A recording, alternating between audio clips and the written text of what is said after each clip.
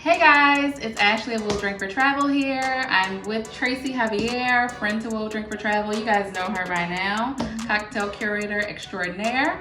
And today we're talking about bitters. So Tracy, what are bitters? And just give us the rundown. Okay, let's start on the history right now. So bitters came from from like the early 1800s, made in basically apothecaries for medicinal use. Okay. So, and I say medicinal in quotations because a lot of times they use it as a cure-all for a lot of ailments, which it wasn't necessarily, but definitely a lot of the herbs, the roots did help for like indigestion and headaches and things like that.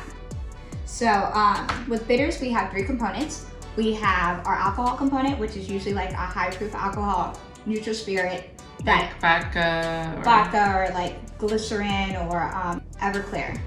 We all know it from college.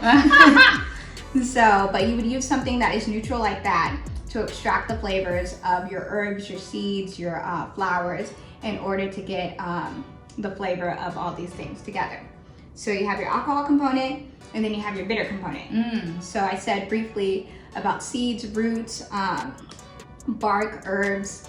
So you have like gentian, cherry bark, vanilla. I think that would be considered in that category.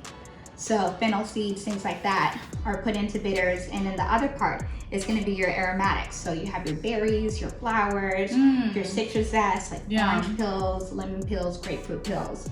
So we put all that together into basically a bottle and we come out with bitters.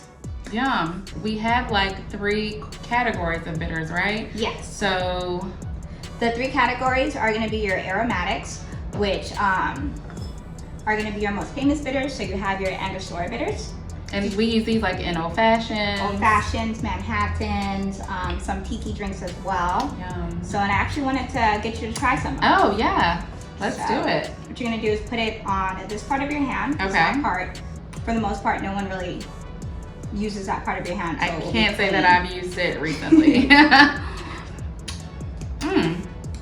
It's like a little orange flavor there. You get orange, a little bit of like pink peppercorn, cinnamon definitely kind of. Cinnamon, yes, I taste the cinnamon. And then another one that are aromatics is going to be Peychaud's. So Peychaud's is another one of the famous bitters. And if you want to taste that. I do actually. That one kind of has like a Robitussin taste. In a way, yeah. It doesn't help with the color either. So, but I definitely taste more of like Christmas kind of. Christmas. I love the taste of Christmas. Yeah, definitely holidays, warming spices, cinnamon again, cardamom. Right. And even though all these spices and bitters have a bitter taste to it, it really helps bind the drinks together. Yes, okay. So moving on from your aromatics, you do have your citrus. So those would be like your orange, your lemon, your grapefruit. Oh, and that one actually tastes like really like orange. So it works really well, especially for more of your lighter spirits, like your gin. It goes great actually if you want to do like a Prince 75. Oh, I love Prince 75s. Or even like a champagne cocktail, which is traditionally with Angostura. But you can also add other bitters depending on what flavor you would like. So, and then the third option of bitters that we have are going to be more of your fun, non-traditional bitters. So with that, we have like a black walnut, which is super good with like something with coffee and bourbon. Yes. One of my favorites, especially at the bar, if someone wants something sweet, I like to use peach bitters in a lot of things. So I think it brings out just a little bit more of citrus notes that you have in gin or vodka. I love peach anything, so I'm down. It's definitely delicious. And then another one that I like out of the non-traditionals is this No-No, which has Scotch bonnet, Trinidad scorpion, bell pepper, and peppercorn. Ooh. So it definitely brings a lot of heat into your cocktail without having to overpower it with a flavor of like, say, jalapeno or something. Yeah, totally. So let's make a cocktail with bitters. Yeah, definitely. And we'll taste one with and without bitters just so we can like see like the difference they actually make. So what we're gonna do is actually an old fashioned. So we're gonna start with our sugar component, which is a 1/4 ounce of simple syrup. We're gonna add Angostura bitters in only one cocktail so we can tell the difference. And guys, you guys can find Angostura bitters like in almost any liquor store you walk into. And then we're gonna use, you can use rye or bourbon. I prefer rye. So we're gonna do 2 ounces of rye. Oh, I guess that's a different conversation about rye versus bourbon. Yes, for another day. For another day, another video, guys. So we put like a 1/4 ounce of simple syrup, 2 ounces of rye or bourbon whiskey. And then we have bitters in one. It's about 3 to 4 dashes, depending on how strong you like your bitters. Yeah. And you can even see like the color difference with the bitters and without. And then another important thing about old fashions is to add a little bit of zest. Honestly, for rye, I like to use lemon. You can use lemon or orange. Lemon to me works better with something that is a little bit drier. So rye has a bit of a dry taste to it compared to bourbon. Bourbon, it tends to be a little bit sweeter. So I feel like sweetness with orange is a little bit meshes better together, if that makes sense. Yeah, it does. So, but orange can be used for both. Well, let's just jump right in. Yes. It's my favorite part. So this is with bitters and this is without bitters. Correct. So I'll taste it without bitters first. Let's see. Cheers, guys. That's a good cocktail. It's good. Yeah. It's good. I like it. I always feel like without bitters though, especially for an old fashioned, there's something that you want more. So another taste, another depth of flavor. This is good to me. So we'll see. Let's test it out.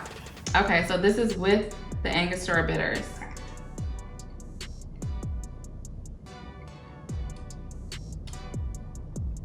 Okay.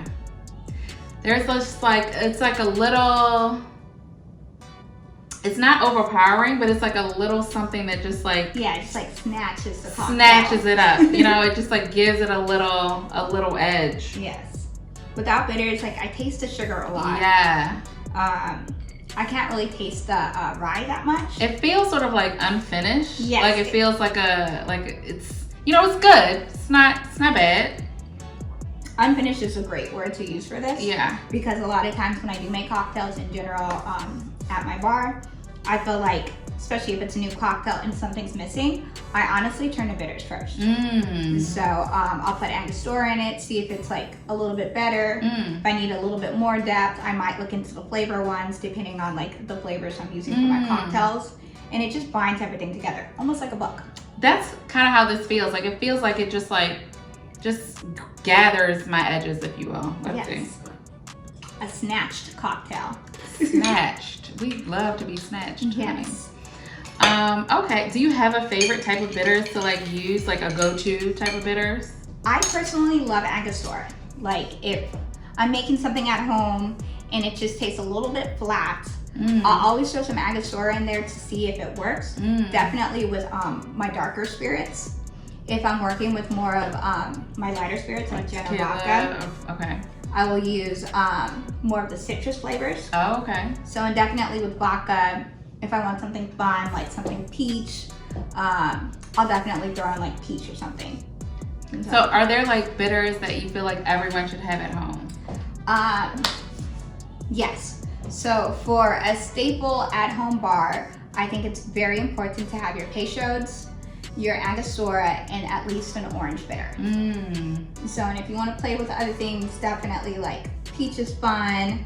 Grapefruit, I honestly love grapefruit with mezcal. So it works very well together. And chocolate, actually.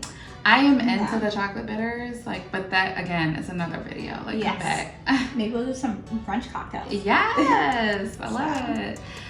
So thank you so much, Tracy. This was delicious. And cheers, guys. Make sure you like stock your at-home bar. This is our life right now. So like make sure your at-home bar is stocked, ready to go, and you can access anything you need for when, you know, the mood for a drink strikes. So thank you so much, Tracy. You're welcome. Cheers, guys.